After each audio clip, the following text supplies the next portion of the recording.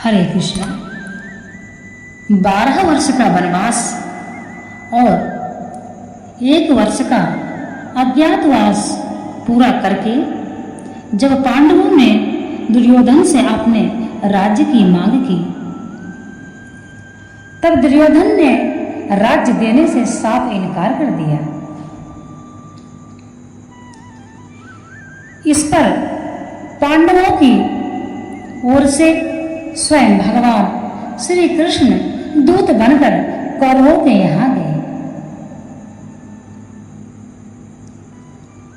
बाहरी शिष्टाचार दिखलाने के लिए दुर्योधन ने उनके स्वागत की बड़ी तैयारी की थी। जब भोजन के लिए कहा, तब भगवान ने अस्वीकार कर दिया। भगवान ने अस्वीकार कर दिया।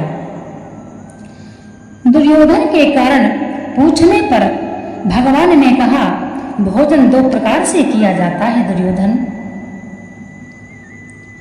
यहां तो जहां प्रेम हो वहां जो कुछ भी मिले बड़े आनंद से खाया जाता है,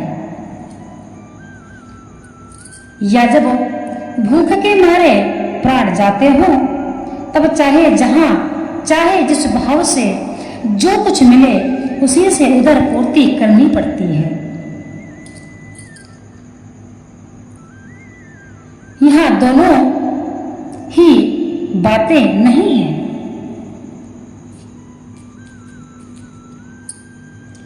यहां दोनों ही बातें नहीं है।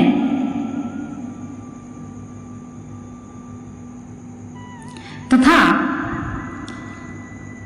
प्रेम तो आप में है ही नहीं और भूखों में मरता नहीं। इतना कहकर भगवान बिना ही बुलाए भक्त विदुर जी के घर चल दिए। पितामह भीष्म, द्रोणाचार्य, कृपाचार्य, वही और बड़े बूढ़े लोगों ने विदुर के घर पर जाकर श्री कृष्ण से अपने अपने घर चलने के लिए भी अनुरोध किया, परंतु भगवान किसी के यहाँ नहीं गए और उन्होंने कहा विदुर जी के घर पर ही उनके अत्यंत प्रेम से दिए हुए पदार्थों का भोग लगाकर उन्हें कृतार्थ किया। आपने सुना होगा, दुर्योधन घर मेवा त्यागी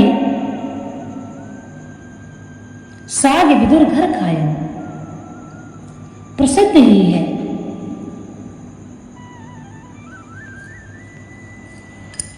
तो भगवान किसी के मेवा मिष्ठान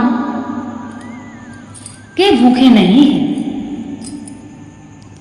भगवान तो भक्त का भाव देखते हैं, चाहे वह भोजन हो, चाहे वो पूजा हो अथवा अन्य कोई कार्य हो, चाहे वो दान हो, धर्म हो, दया हो। इस प्रकार से सब कुछ भगवान का है। उसके बिना एक पत्ता नहीं हिल सकता। सृष्टि वही बनाता है और सृष्टि वही बिगाड़ते हैं। पुनः सृष्टि का निर्माण भगवान ही करते हैं। इसलिए श्रीमद्भागवत गीता जो व्यक्ति पढ़ते हैं वह महान आत्मा हो जाते हैं, क्योंकि उनको यह समझ में आ जाता है कि ईश्वर क्या है और मैं क्या हूँ।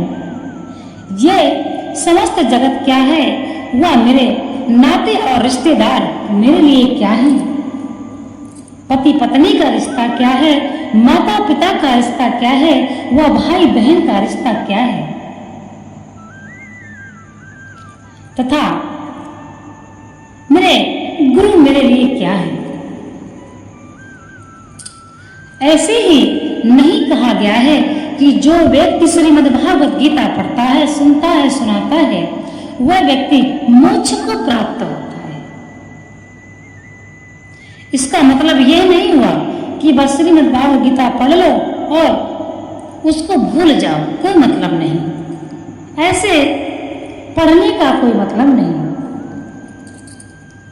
अब जैसे हमने आपको यह कथा सुनाई, इससे आपको यह ज्ञान हुआ कि किसी को भोजन किस प्रकार से खिलाना चाहिए, हमारी कैसी भावना होनी चाहिए, और भगवान को जो हम भोग लगाते हैं उसमें भी कैसी भावना होनी चाहिए। यदि आप भगवान को भोग लगाते हैं और हम ये कह देते हैं कि हमने तो आज बड़ा ही स्वादिष्ट भोजन रखा है, आज तो भगवान खा के प्रसन्न हो जाएंगे, भगवान भी क्या कहेंगे, देखो कितना महंगा भोग रखा है इसने, मैं तो बड़ा अमीर हूं, मैं तो भगवान को अच्छे ही भोग देता हूं, भगवान तो मेरे से खुश रहते हैं। अन्य लोगों को देखो कैसे भोग लगाते हैं। तो यहां पर बात अपनी भावना की, अपने विचारों की है। हमारे विचार कैसे हैं, हम कैसी भावना रखते हैं, हमारी सेवा हमारी भावनाओं पर निर्भर है। इसीलिए इस कथा के माध्यम से आपको यह समझ में आ गया होगा कि हमारी भावनाएं कैसी होनी चाहिए। बात भगवान श्री कृष्ण की है, तो यह समस्त जगत के लिए है। हम किसी को 2 रोटी खिलाते हैं तो हमको अहंकार हो जाता है, हमने तो उसको रोटी खिला दिया, क्या फायदा हुआ? इस लोक में तो जो किया किया, परंतु परलोक अपना बिगड़ गया। यदि हमारे घमंड आ गया, गर्व आ गया कि हमने खिलाया है, तो हमें उसका फल नहीं मिलेगा।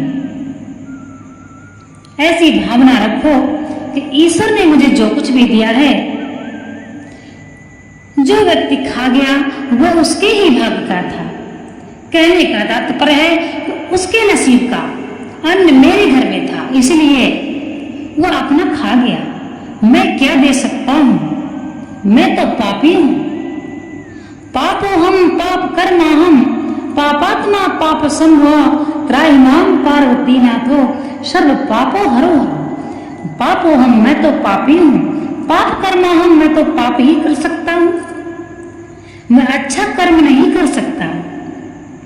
मैं तो आत्मा भी पापी है, पापात्मा, मेरी आत्मा भी पापी है।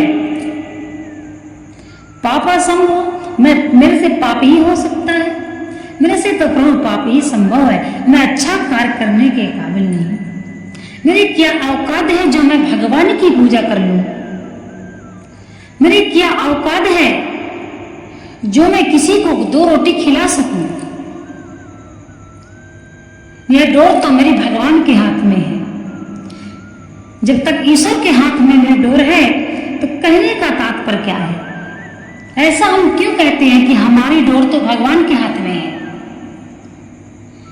भगवान भी हमारे डोर को तब तक ही पकड़ेंगे जब तक हम भगवान की भक्ति करेंगे और अपनी भावना को सच्ची रखेंगे और धर्म से चलेंगे, दया की भावना रखेंगे, दूसरों को दुख नहीं पहुंचाएंगे,